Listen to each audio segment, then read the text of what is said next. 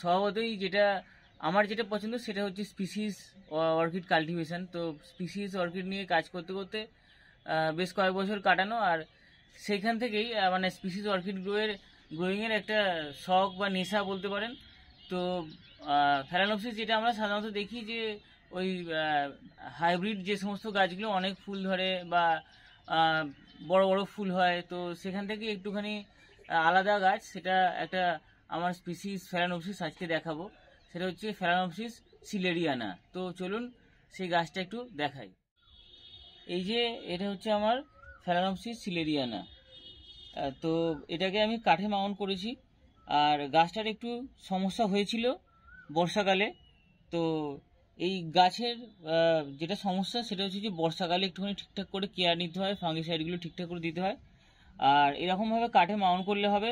আমি দেখুন একদম ওই ছোবড়াকে ছাড়িয়ে নিয়েছিলাম, ছোবড়ার যে নরম অংশটা সেটা ছাড়িয়ে নিয়ে একটা প্লেন কাঠে মাউন্ট করেছিলাম। দেখতেই পাচ্ছেন যে রুটগুলো সব ধরে গেছে কাঠেতে। এইখান থেকে এই যে কাঠেতে রুট ধরে গেছে সব। এই যে এর যে রুটগুলো হয় সেটা একটু ফ্ল্যাট হয় আর একটু রাফ হয় এর যে রুটগুলো, কারণ এতে ভেলামিন থাকে এবং যাতে বাতাস থেকে এরা নাইট্রোজেন কালেক্ট করতে পারে সেই জন্য। তো এটা হচ্ছে ফ্যালানোপসিস সিলেরিয়ানা, একে এইভাবে মাউন্ট করেছিলাম। আর এর ফুলটা একটু দেখাই।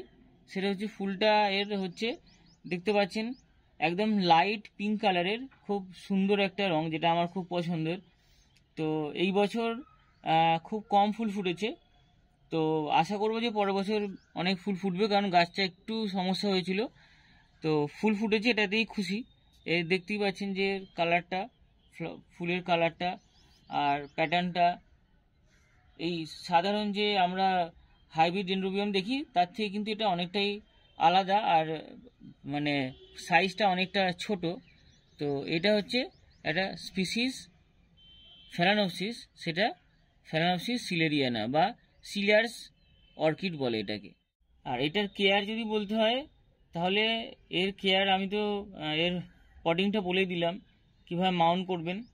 তো এই মাউন্টটা হয়ে গেল, মাউন্টের পরেই এর মানে ওয়াটার রিকোয়ারমেন্টসটা হলো, ওয়াটার রিকোয়ারমেন্টস খুব ভালো, মানে অনেক জল লাগে এর।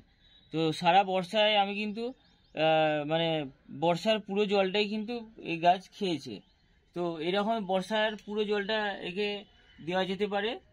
আর যেটা ব্যাপার সেটা হচ্ছে যে এই গাছের যেটা সমস্যা হয়, একটু ফাঙ্গাল ইনফেকশন হওয়ার চান্স থাকে। তো সেক্ষেত্রে আমাদের কিন্তু ওই একটা রুটিন ট্রিটমেন্ট করতে হবে, সেটা ওই 15 দিন অন্তর কন্ট্যাক্ট ফাঙ্গিসাইড আর 1 মাস অন্তর কিন্তু ওই সিস্টেমিক ফাঙ্গিসাইড দিতে হবে। আর আমি এই বর্ষাকালে একটু মানে সময় দিতে পারিনি, গাছটা কিন্তু অনেক বড় বড় পাতা ছিল, সেক্ষেত্রে একটু খারাপ হয়ে যায়, তার কারণ ওই একই ফাঙ্গাল ইনফেকশন।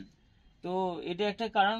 আর ফার্টিলাইজার, যেমন রুটিন ফার্টিলাইজার দেন, যে 1 গ্রাম 1 লিটার জলে ভালো করে গুলে গাছে আগে ভালো করে জল স্প্রে করে তারপর কিন্তু ওই ফার্টিলাইজারটা স্প্রে করবেন। আর ফার্টিলাইজারটা হচ্ছে যে কোনো ভালো কোম্পানির এনপিকে কিনবেন, যেখানে নাইট্রোজেন, ফসফরাস আর পটাশিয়াম থাকবে, সেটা 20-20-20 রেশিও হলেই যথেষ্ট।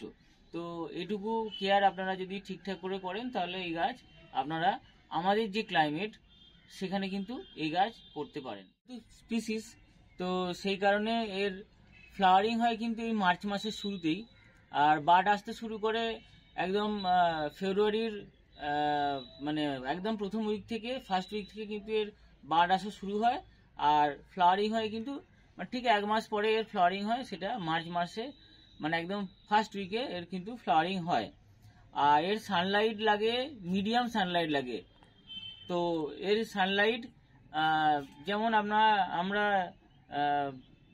টলোমিনিয়া গাছের করতে পারি, তো এরকম যেগুলো মিডিয়াম সানলাইট লাগে সেরকম কিন্তু গাছের সানলাইট হলেই এর যথেষ্ট। আর খুব বেশি কেয়ার লাগে না, কিন্তু বর্ষাকালে একে একটু যত্নে রাখতে হয়। ফুলটা বেশ মানে লং লাস্টিং করে, প্রায় 2 সপ্তাহের উপরে এর কিন্তু ফুলটা থাকবে, যদি আমরা ফুলের উপরে খুব বেশি জল বা এরকম কিছু না দিই, তাহলে 2 সপ্তাহ আরামসে থেকে যায় এই ফুল।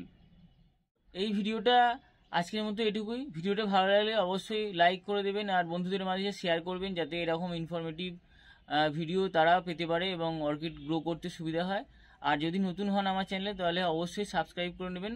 এরকম ভিডিও করলে আপনি প্রথম দেখতে পাবেন যে এরকম ভিডিও আমি করেই থাকি। তো এটুকুই বলার। তো নমস্কার, ভালো থাকবেন।